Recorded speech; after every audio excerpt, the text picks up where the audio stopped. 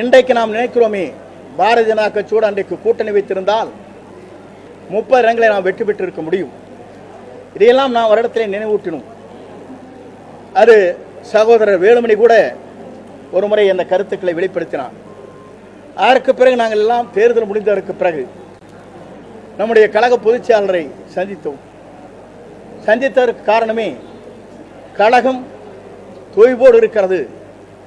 தேர்தல் களத்திலே நாம் எவ்வளவு யூகத்தை வகுத்தாலும் வெற்றி வாகை சூட முடியவில்லை. கழகத்தை ஒன்றிணைக்கப்பட வேண்டும், வெளியே சென்றவர்களை இணைக்கப்பட வேண்டும். அதே நேரத்தில் மக்கள் என்ன நினைக்கிறார்களோ அதை நாம் நிறைவேற்ற வேண்டும் என்ற முறையிலே நாங்கள் 6 பேரும் அவரை சந்தித்தோம். இந்த கருத்து பரிமாற்றங்களை நடைபெற்றது. கருத்து பரிமாற்றங்களை அவர் கேட்டதற்கு பிறகு அதற்கு அவர் பொறுத்தவரையிலும் அந்த கருத்தை ஏற்றுக்கொள்கிற மனநிலையே அவர் இல்லை. நான் எதற்காக நான் சொல்கிறேன் என்றால்,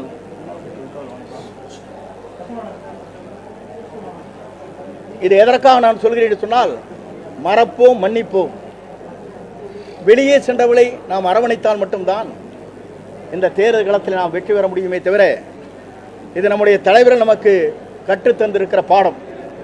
புரட்சித் தலைவரோட செல்வாக்கு மிக்க தலைவர் இல்லை. புரட்சித் தலைவர் அம்மாவிட செல்வாக்கு மிக்க தலைவர் இல்லை.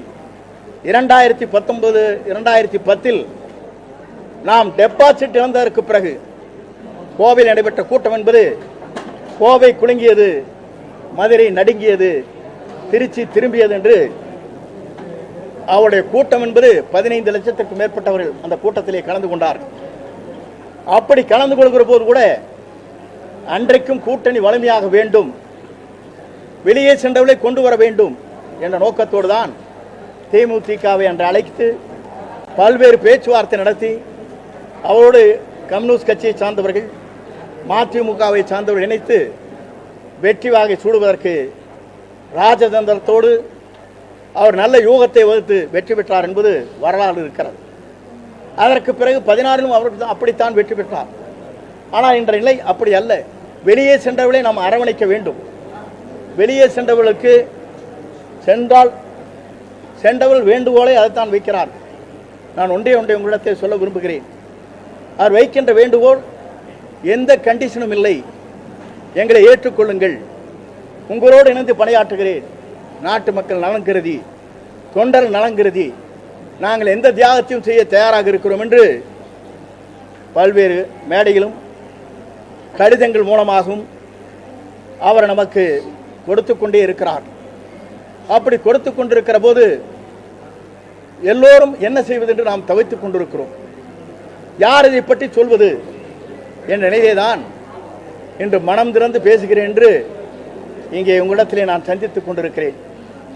ஏனென்று சொன்னால், ஒரு இயக்கம் எல்லோருக்கும் ஒன்றாக இணைந்து செயல்படுவதற்கு இந்த இயக்கம்தான் நமக்கு சகோதர பாசத்தை உருவாக்கி இருக்கிறது. அந்த சகோதர பாசத்தோடு நம்முடைய வெற்றி என்பதை இலக்கை எட்டுவதற்கு மக்கள் நினைத்துக் கொண்டிருக்கிறார் ஆட்சி மாற்றங்கள் தேவை என்று. அப்படி ஆட்சி மாற்றங்கள் தேவை என்கிற போது வெளியே சென்றவர்கள் ஒன்றிணைக்கப்பட வேண்டும். அமைதியாக இருக்கின்றவர்களை நம் கழகத்திலே அவளை கொண்டு வந்து செயல்படுத்த வேண்டும். அப்படி படுத்துகிற போதுதான் நாம் வெற்றி என்ற இலக்கை நம்மால் எட்ட முடியுமே தவிர, நாம் நாளை நம்முடைய ஆட்சி மலரப்போகிறது என்று யாராலும் சொல்ல இயலாது. அப்படி வெற்றி வாகை சூடுவதற்கு, நல்ல ஆட்சியை தமிழகத்திலே தருவதற்கு, தொண்டருடைய உணர்வுகளை புரிந்து அவருடைய உணர்வுகள் அனைத்தும் என் போன்றவிடத்திலே பல்வேறு நண்பர்களிடத்திலே இதை சொல்லிக் கொண்டிருக்கிறார்கள். அந்த கருத்தின் அடிப்படையிலே தான் நான் உங்களை சந்தித்து எல்லோரையும் அலையுங்கள், வெளியே சென்றவர்களை நம் கழகத்தில் இணைத்துக் கொள்ளுங்கள். அது மட்டுமல்ல, அவர்கள் வேண்டுகோள் வைப்பது எந்த பொறுப்பும் எங்களுக்கு தேவையில்லை என்று சொல்லுகிற போது மன மகிழ்ச்சியோடு எதிர்காலத்தை நோக்கி இதை நம்பியிருக்கிற கோடான கோடி தொண்டர்களின் அவருடைய கனவை நிறைவேற்றுவதற்கு மக்கள் என்ன நினைக்கிறார்களோ அது வெற்றிகரமாக புரட்சித் தலைவர் அம்மாவுடைய ஆட்சி மலர்வதற்கு நாம் அனைவரும் உறுதுணையாக இருக்க வேண்டும் என்ற நிலையை நான் இப்போது பதிவு செய்ய விரும்புகிறேன்.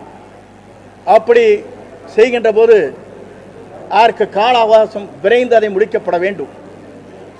விரைந்து முடித்தால் மட்டும்தான் தேர்தல் களத்தில் இருக்க முடியும். ஏனென்றால் தேர்தல் களம் இன்று துவங்கிவிட்டது. எல்லோரும் தேர்தல் களத்திலே தங்கள் பயணங்களை மேற்கொள்கிற நிலை வந்துவிருக்கிறது. ஆகவே விரைந்து இதற்கான நல்ல முடிவுகளை மேற்கொள்ள வேண்டும் என்பதுதான் எங்களுடைய வேண்டுகோள்.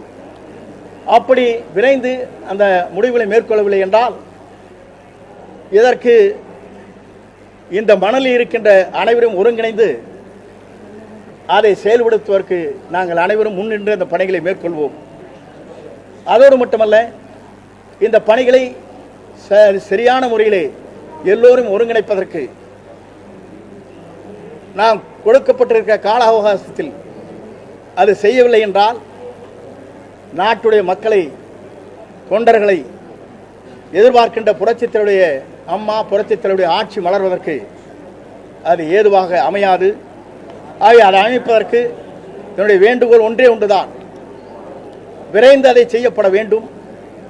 அப்படி செய்யவில்லை என்று சொன்னால் யார் இந்த மணலிலே இருக்கிறார்களோ ஒருங்கிணைந்து செயல்படுத்துவதற்கு நாங்கள் அனைவரும் தயாராக இருக்கிறோம். அது மட்டுமல்ல, இவருடைய வெற்றி பயணம் என்பது இதற்கு முடிவு வந்தால் மட்டும்தான் அந்த வெற்றி பயணத்தை நான் கலந்து கொள்வேன் என்பதையும் இந்த நேரத்திலே பணிவன்போடு தெரிவித்துக் கொள்கிறேன். செய்திகளை உடனுக்குடன் தெரிந்து கொள்ள கீழ்கண்ட கேபிள் மற்றும் டிடிஹெச் நெட்வொர்க்குகளில் எம்நாடு செய்தி தொலைக்காட்சியை காணுங்கள். பாதகம் செய்பவரை கண்டால் நாம் பயம் கொள்ளலாகாது பாப்பா. மோதி மிதித்துவிடு பாப்பா, அவர் முகத்தில் உமிழ்ந்துவிடு பாப்பா. அண்மை செய்திகளை உடனுக்குடன் தெரிந்து கொள்ள இணைந்திருங்கள் எம்நாடு தொலைக்காட்சியுடன்.